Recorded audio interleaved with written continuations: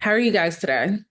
Okay, real well. How are you? I'm really good. I want to first say thank you. I absolutely love this movie. Like, I was so engaged the whole time. It was the first time I ever understood even a glimpse of what you went through and what people go through when they are in war. So thank you. With that being said, one of the things that I really resonated with was the sound.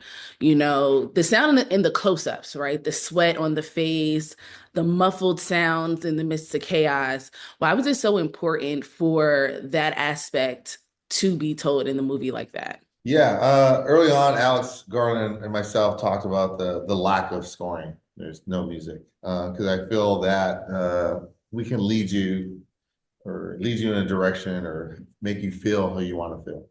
Right. So in this film, there's a lot of subtext. There's not a lot of dialogue. Right. And things we've talked about is when you go watch a movie, there's gaps in there and it's got to be filled by something. So it's either going to be your past experiences, your memories, or your experience with something. And so I think with that, with the close-ups and holding, there's a lot of emoting. There's a lot of almost like a silent film, if you will, right? So a lot of close-ups in conjunction with imageries, right? Imagery like bloody legs or Yeah. imagery like explosions going on. So when you have a blank canvas as a face and then you pair it with the imagery, oftentimes you, based on your past experience, will fill that gap in with your whatever it may be. So I think Yeah. that's I think that's an interesting approach to it. I think it worked really well. And in regards to the sound design, a lot of it is like a sensory recall for veterans. We associate sounds, songs, right? You hear a song, you can immediately go back to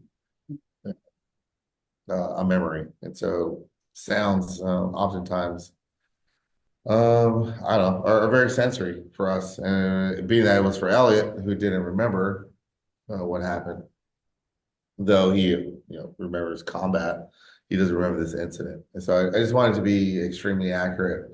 And then additionally, in being accurate, also using it as a way to explain what real combat sounds like and feels like. Yeah. And D'Pharaoh, for you, how were you able to get in and how did you prepare to tell his story? Because it's more than just physical, but there's a emotional attachment to this story. So how are you able to tap into tell Ray's story? Well, first and foremost, I did as much research as I can regarding specifically JTAC and where he's really from. And but really my preparation and also countless documentaries regarding budget training, Iraq War in general, etc. Um, but really my preparation truly came from our 3.5 week, 4 week boot camp. Um, Everything I needed to know regarding everything about the script and building that chemistry between the actors, everything in between came from boot camp. I will tell you, if, not speaking for everybody, because a lot of you guys are really fast actors, but you would see a different result if we didn't have this boot camp. And yeah, I mean, and Ray, he was the one who led that alongside several other veterans. And it was needed. And I recommend any filmmaker who decides to go down this route to do this same thing because as an actor, it's needed. And you would get a different result if you didn't have that. Okay, so I haven't actually heard about this boot camp, and it sounds really important to the storytelling. So can you guys break down what the boot camp was? Yeah, essentially, it was giving them the tools required to, perform their roles. So we are using real weapons. So my priority was safety, right? In light of what's happened in the past with accidents. That was like my main priority because these blanks can still hurt you. And at Yeah. the end of the day, it is a movie, and it's not worth someone getting their face blown off because we're doing very kinetic, long takes, long days. People get tired, and so I needed that was like paramount, right? Safety was paramount, and then just with that, I gave that exact speech. So someone who's never fired a gun before, those are just like organic stressors, just learning to fire a gun. And the next day, I'm going to add another stressor. Like, oh, now you got to communicate with this gun in your hand. And now you have to, so I kept adding, another skill set that they needed to learn, almost to the point where they can't keep track of it. So it keeps that constant stress, putting them in situations to rely on each other to see what weaknesses they have. Someone's stronger than another person. Someone's faster than another person. Someone learns quicker than another person. And so I knew all these things, and so I knew it.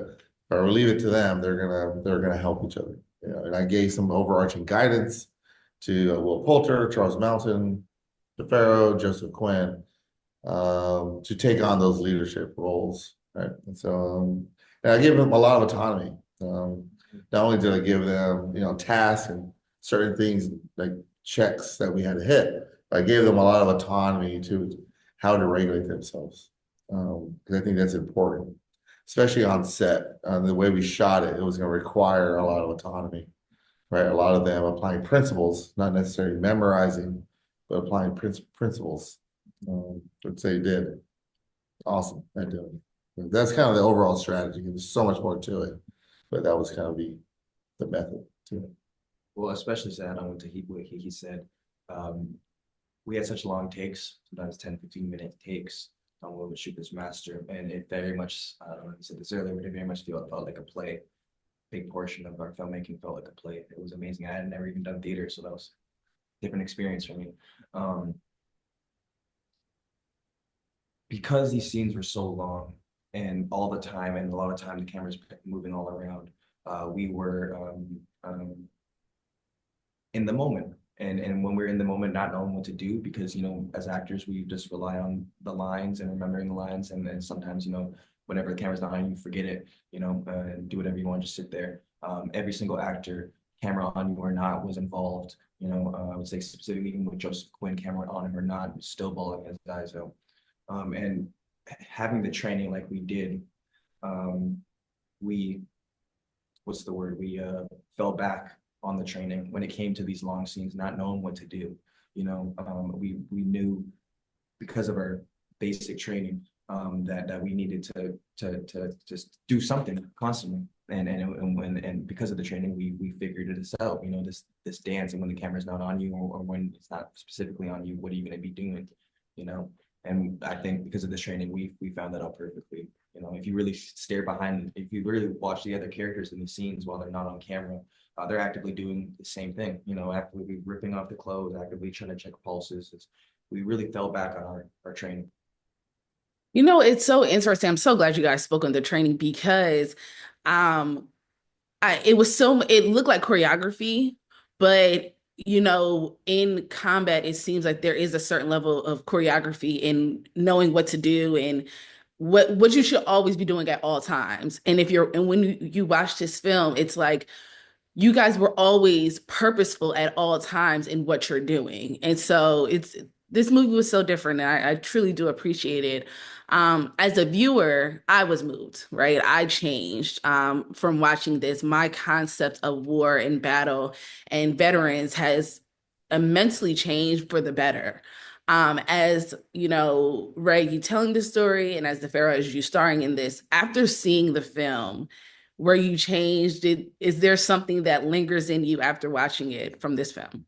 Yeah, I mean the change I think comes from more of like a therapy standpoint, right? Processing some of these events that have happened with all my friends. 20 years later, talking about the emotional impacts, the feelings of it, and so yeah, I mean, and then watching the film, being super proud of it.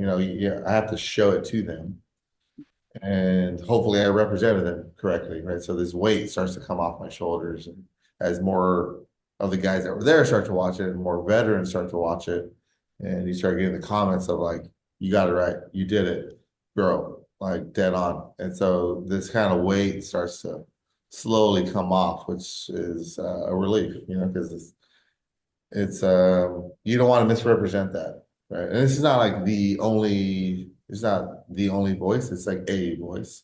There's hundreds of stories like this, and a bunch of heroic actions are just chaotic events, right, that change people's lives for 20 years. um, so yeah, just try to get as much weight off these shoulders as possible. Yeah. I love that. And anything you would like to add about how you changed since seeing the film and even being a part of the film? Yeah, it's closure on this event. There's that's Elliot, D'Pharaoh pulling Cosmo up the driveway. That event has like haunted me for a really long time. To where like I have dreams about it, different outcomes in my dreams, Mm. where I almost don't know what's real anymore. So it's really just like the closure. Um, it's the closure of things, like being able to like move on, being really honest with all of it, right? It's hard to be honest when you make mistakes and you have regrets, right? With regrets, it's hard. And so I think the honesty of it, the honesty that I put into it, and a lot of us put into it, it's just like you're free of this kind of this monster that's been chasing you and the weight that you've been carrying. So for me, yeah, like I said, I feel lighter. I feel just more free. Thank you guys so much. Like I said, I love this film. It's definitely a must needed and must watch. So thank you so much. Thank you. I love your questions. Very different questions. So Yes. thank you very much. Thank you very much. Oh, thank you. I will talk to you guys later and congratulations again.